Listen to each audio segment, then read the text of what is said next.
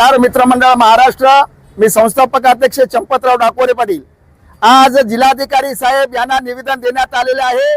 महाराष्ट्रामध्ये दिव्यांग विभागाचे सचिव माननीय तुकाराम मुंडे साहेबांनी या भ्रष्टाचार बंद करण्यासाठी बोगस कर्मचारी दिव्यांग कर्मचाऱ्याचे प्रमाणपत्र काढून त्यांना घरी बसवण्यासाठी जे पुढाकार घेतला, याच्यामुळे राजकीय क्षेत्रामध्ये आणि प्रशासनामध्ये त्यांचा पोट उठलं आणि त्यांना बदली करण्याचा प्रयत्न केला। 8 महिन्यामध्ये एखाद्या कर्तव्यदक्ष अधिकारी मुंडे साहेबांनी या महाराष्ट्रामध्ये खळबळ माजून दिली की या दिव्यांगाला खऱ्या दिव्यांगाला न्याय न देता बोगसाची संख्या वाढून या महाराष्ट्रामध्ये बोगस दिव्यांग वाढण्याचा प्रकार जो झाला होता त्याला लगाम लावण्याचं काम केलं। पण राजकारणी लोकांनी यांना जे बदली केली ते बदली रद्द व्हावी म्हणून आम्ही शासन प्रशासना जिल्हाधिकारी मार्फत यांच्या निवेदन दिलेलं आहे। जर निवेदनाचा विचार नाही झाला तर महाराष्ट्रामध्ये आम्ही तीव्र आंदोलन करण्याचा इशारा या निवेदनावर देण्यात आले।